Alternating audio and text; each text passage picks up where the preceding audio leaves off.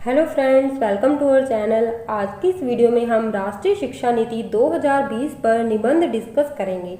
तो सबसे पहले हम नई शिक्षा नीति के बारे में जानेंगे, फिर हम इसके महत्वपूर्ण बिंदुओं पर डिस्कशन करेंगे, एट लास्ट हम इसका निष्कर्ष निकालेंगे। तो चलिए वीडियो स्टार्ट करते हैं। राष्ट्रीय शिक्षा नीति 2020 पर निबंध। परिचय। नई शिक्षा नीति 29 जुलाई को लागू की गई थी। केंद्रीय कैबिनेट ने नई शिक्षा नीति को संपूर्ण देश में लागू करने को अपनी मंजूरी दे दी है। 34 साल बाद शिक्षा नीति में बदलाव किया गया है।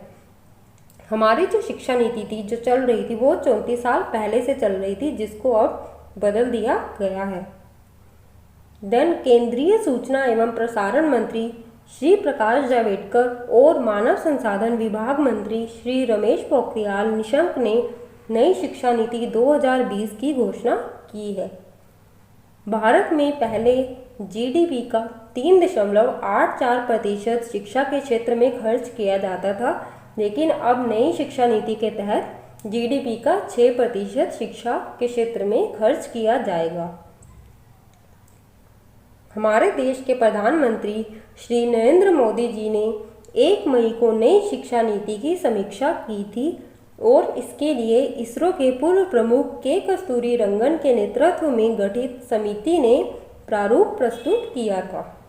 राष्ट्रीय शिक्षा नीति 2020 को बनाने का उद्देश्य भारत को एक वैश्विक ज्ञान की महाशक्ति बनाना है। इसके साथ ही मानव संसाधन मंत्रालय अब शिक्षा मंत्रालय होगा। अगर इस नई शिक्षा नीति को सही से जारी किया गया तो भारत आने वाले सालों में एक वैश्विक ज्ञान की महाशक्ति बन जाएगा। राष्ट्रीय शिक्षा नीति 2020। तो चलिए अब हम देखते हैं कि इस नई शिक्षा नीति में कौन कौन से इम्पोर्टेंट पॉइंट्स दिए गए हैं। तो सबसे पहले जो है वो है नई शिक्षा नीति के तहत अब 5वीं तक के छात्रों को मातृभाषा, स्थानीय भाषा और राष्ट्रभाषा में ही पढ़ाया जाएगा। तो 5वीं तक के बच्चों को वो जो भी राज्य होगा उसी की स्थानीय भाषा या फिर मातृभाषा जो हमारी हिंदी है उसमें ही पढ़ाया जाएगा। नेक्स्ट पॉइंट है बाकी विषय चाहे वो अंग्रेजी ही क्यों ना हो एक सब्जेक्ट के तौर पर ही पढ़ाए जाएंगे। तो बाकी जितने भी विषय हैं वो एज ए सब्जेक्ट पढ़ाए जाएंगे। जैसे ओवरऑल इंग्लिश मीडियम नहीं होगा, सिर्फ सब्जेक्ट के तौर पर अंग्रेजी पढ़ाई जाएगी या फिर कोई और जो भी सब्जेक्ट होगा।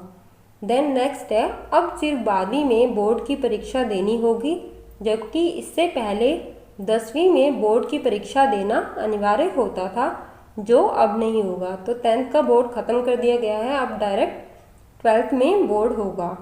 नेक्स्ट है 9वीं से 12वीं क्लास तक सेमेस्टर में परीक्षा होगी। स्कूली शिक्षा को 5+3+3+4 फॉर्मूले के तहत पढ़ाया जाएगा। मैं आपको ये फॉर्मूला थोड़ा सा डिस्क्राइब करके बताती हूँ। क्या है ये फॉर्मूला 5+3+3+4। तो 5 में हमारे 3 साल आ गए प्री प्राइमरी या प्ले ग्रुप के, जो हमारे प्ले ग्रुप, नर्सरी या फिर LKG UKG होते हैं, इस टाइप के 3 साल आ जाएंगे। +2 में आ जाएगा हमारा first class and second class. Next जो +3 है उसमें हमारी आएंगी 3rd class, 4th class and 5th class. Then next जो +3 है उसमें आएंगी 6th class, 7th class and 8th class. तो 6th क्लास में जब बच्चा आएगा एक तो कोडिंग सिस्टम लागू कर दिया जाएगा, देन बच्चा जो है वो वोकेशनल कोर्सेज भी कर सकता है। देन आ गया हमारा +4 में आएगा 9th, 10th, 11th and 12th। तो पहले क्या होता था 10th क्लास के बाद बच्चा अपने सब्जेक्ट चूज़ करता था कि उसे बायो लेनी है या फिर उसे आर्ट स्ट्रीम में जाना है या फिर जो भी मैथ्स वगैरह। लेकिन अब क्या होगा, बच्चा 9th में आएगा और अपने वो सब्जेक्ट या फिर अपनी स्ट्रीम चूज़ कर सकता है। तो इस टाइप से ये फॉर्मूला लगाया गया है। तो हम अब आगे के पॉइंट देखते हैं। नेक्स्ट पॉइंट है हमारा कॉलेज की डिग्री 3 या 4 साल की होगी, यानी कि ग्रेजुएशन के पहले साल सर्टिफिकेट, दूसरे साल पर डिप्लोमा, तीसरे साल में डिग्री मिलेगी।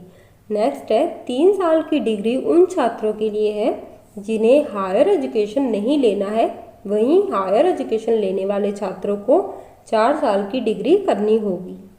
नेक्स्ट है 4 साल की डिग्री करने वाले स्टूडेंट्स 1 साल में MA कर सकेंगे।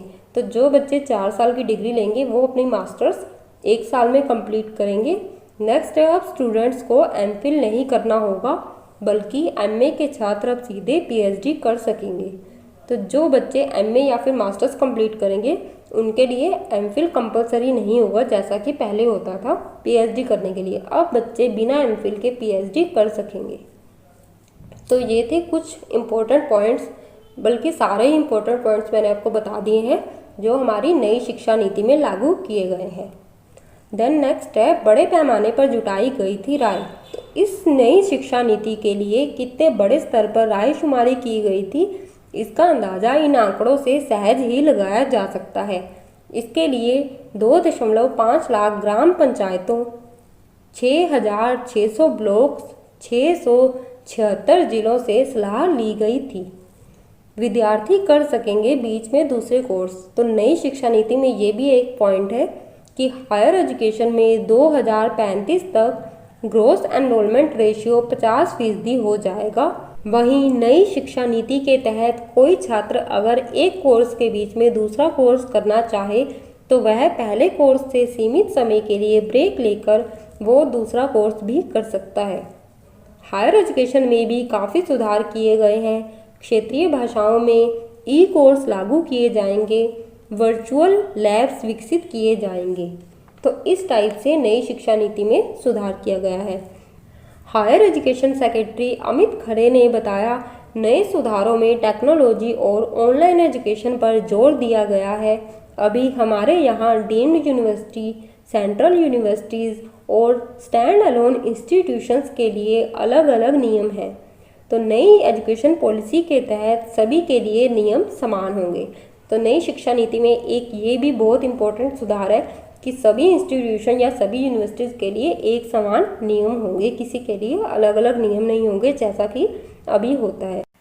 इस नई शिक्षा नीति को कैबिनेट ने हरी झंडी दे दी है। 34 साल बाद शिक्षा नीति में बदलाव किया गया है। एचआरडी मंत्री यानी कि मानव संसाधन विभाग मंत्री रमेश पोखरियाल निशंक ने कहा कि ये नीति एक महत्वपूर्ण रास्ता प्रशस्त करेगी। ये नए भारत के निर्माण में मील का पत्थर साबित होगी। इस नीति पर देश के कोने कोने से राय ली गई है और इसमें सभी वर्गों के लोगों की राय को शामिल किया गया है। देश के इतिहास में पहली बार ऐसा हुआ है कि इतने बड़े स्तर पर सबकी राय ली गई है। तो फ्रेंड्स, ये था नई शिक्षा नीति 2020 पर निबंध। आपको कैसा लगा? अगर अच्छा लगा तो प्लीज़ वीडियो को लाइक कीजिए और चैनल को सब्सक्राइब कीजिए। धन्यवाद।